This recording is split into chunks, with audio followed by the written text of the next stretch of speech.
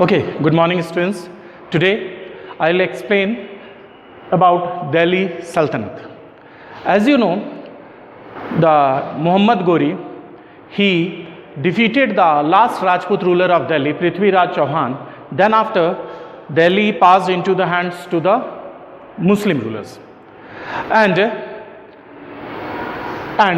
Delhi had been ruled by the sultans. And the area wherever the sultans, whichever area the sultans ruled, that area was called Sultanate.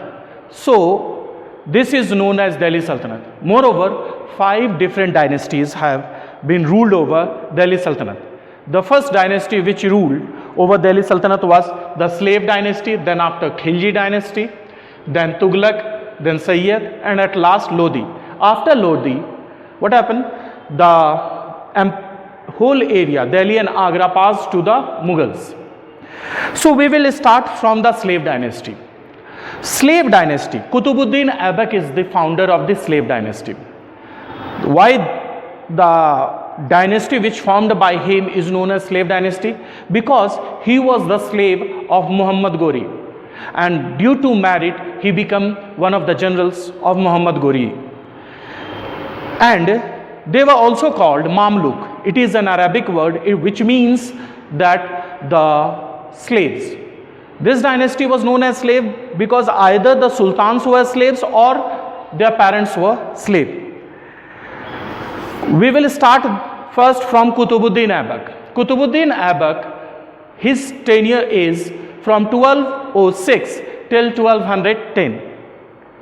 He is the founder of slave dynasty, and he was one of the trusted general of Muhammad Ghori. As soon as Muhammad Ghori, after the war, he returned to Ghor, he appointed Qutbuddin Aibak as in charge of Delhi. There were 4 different generals who had been appointed, the territories which are captured by Muhammad Ghori in India. So Qutbuddin Aibak was one of them. He was in charge of Delhi and Agra, in these places. Qutbuddin Aibak, he was a great general, and he was known as Lakh-Bucks also. Why he was known as Lakh-Bucks? Because in one time he used to donate 1 lakh gold coins. That is why he had been called Lakh-Bucks.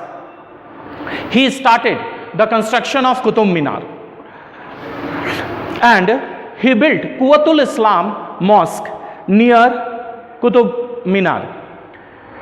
He died in 1210 while he was playing Chaugan. It is a game like polo. He fell down from horse and got injury, and after a few days he passed away. After his death, his son Aram Shah became the Sultan of Delhi Sultanate. But Aram Shah, he was not a capable sultan. So what did happen? The slave and son-in-law of Qutbuddin Aibak, he was Iltutmish.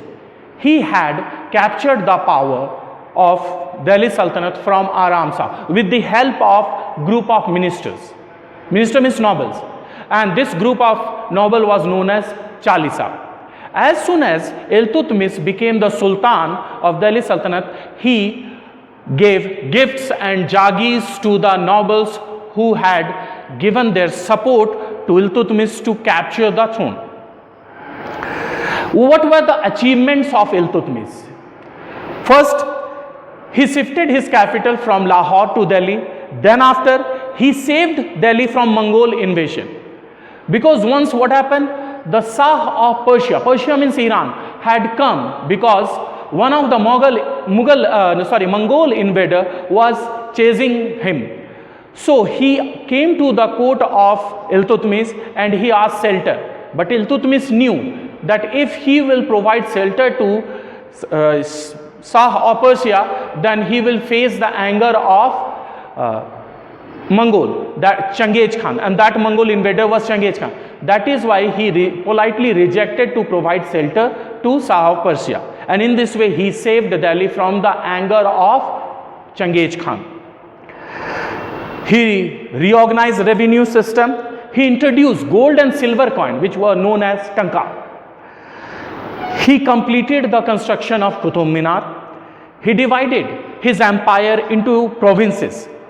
Provinces were known as Iqta, and he appointed governors in all those provinces, and they were known as Iqtadar. After his death, Razia, his daughter, Iltutmish's daughter, became the Sultan of Delhi Sultanate. It was not easy for a girl to rule over as a sultan, but she was very intelligent, capable, and she was very interested for the welfare of the people. She herself taking part in the administrative work, in the court, and the nobles were not happy with her because the nobles were not ready to accept a lady as a sultan.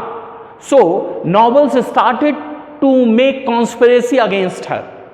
And these nobles, what did they do? You know, they had they put allegation that Razia is giving too much favor to an Abyssinian slave, Yaqut.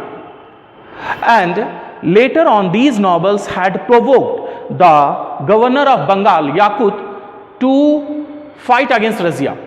Yaqut arrested Razia. Razia anyhow wanted to come out from the jail. That is why she married with Yaqut. And both decided that they will recapture Delhi. But it did not happen. Why? Because on the way, they became the victim of conspiracy and they were killed. Both were. After Razia's death, the younger son of Iltutmish, Nasiruddin, became the Sultan.